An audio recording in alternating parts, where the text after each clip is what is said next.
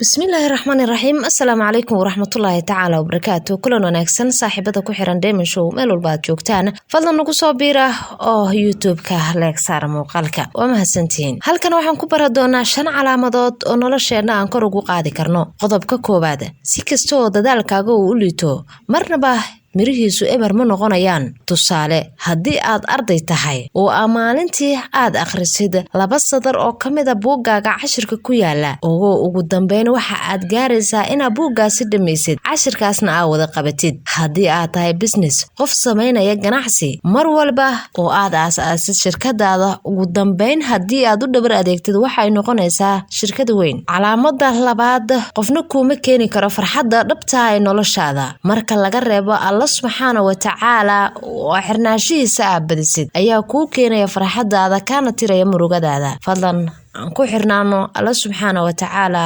qodobka saddexaad ha u jihaadin sidii aad ku guuleysan lahayd laakiin u jihaad sidii aad ku dhisan lahayd qiimaha noloshaadu ay leedahay iyo farxadaadu. guusha waxa ka horeysa inaad qiimeysid naftaada, inaad qiimeysid sharaftaada, inaad noqotid qof ilaaliya sharaftaada. daqiiqad kamida cimrigaaga haddii sharaftaadu dhulka ay gasho ama qayb kamida oo yar ay wasaqowdo weligeed sidaas ayay wasaq u ahaanaysaa. qodobka afaraad inaad damiso qof kale shumciisa nololeed ama iftiinkiisa noloshiisa iyo guulaha uu gaarayay marna ma kordhinayso shumcaaga nolosha iyo guusha aad doonaysid inaad gaarto. qofka xaasidka ah wuxuu isku dayaa markuu arko qof saaxiibkiisa ama walaalkiisa ama qof kaleeto oo guula gaarayo nolosha shumciisu ay shidan tahay ayaa isku daya inuu damiyo. haddaba hadaminin qof kale noloshiisa ama shumca guushiisa oo ku shidan lahaa. qodobka shanaad dadka wanaagsani waa sida shumca oo kale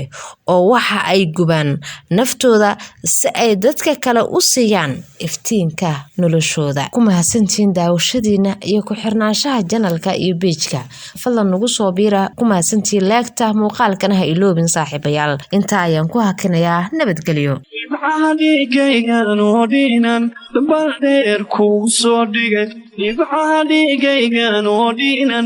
baldeer kugu soo dhigay jawaab dhadhalo naftayda leeyda naftiisadayda jawaab dhadhalo naftayda leeyda naftiisadayda maana dhaqsakaaga sugaya maana dhaqsakaaga sugaya